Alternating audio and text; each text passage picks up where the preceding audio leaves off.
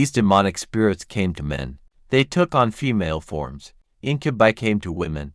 In the Middle Ages formed a clear understanding that demonic spirits do not have a body, and so, the division of men and women they cannot be. Therefore, regardless of the appearance of such a spirit, it is usually called succubus and attributed to the male gender.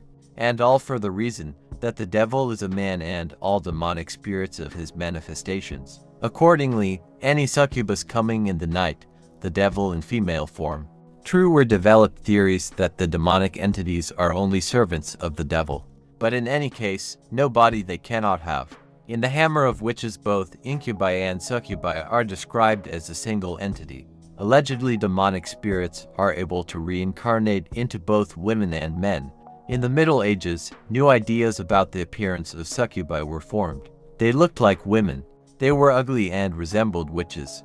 But there are early descriptions of these demonesses. Succubi were described as beautiful maidens. Their beauty captivated men and deprived them of reason. In some texts, they are spirits who are able to reincarnate in a physical body. In other texts, they inhabit humans. They can inhabit corpses. In the myths of the Babylonians and Assyrians can be found references to the demons of the night. These spirits were engaged in seducing people. The males hunted women, and female spirits preyed on men. Famous demoness Lilith associated with the demons of the night because of the similarity of names. However, the very name of the demoness translates as night or night. Accordingly, the demons coming at night, the names may be associated with this period.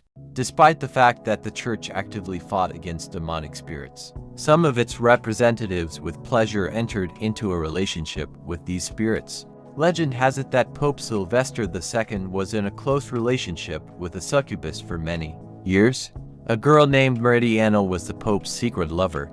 In return for the comfort, she helped the man to achieve career heights. This story was described by Walter Map in his work The Amusements of Courtiers. The work was published in the 12th century. Assumptions about why succubus connections with earthly men are quite a lot. Of course, the most popular version is the one where demons hunt for the souls of men. Succubus, appearing in the life of a man, involves him in a sinful life, takes away from the family, close environment, and has a detrimental effect on moral values. Dangerous succubi are considered because of the fact that they allegedly feed on human energy. People who come into contact with the spirits of the night as a rule to passive.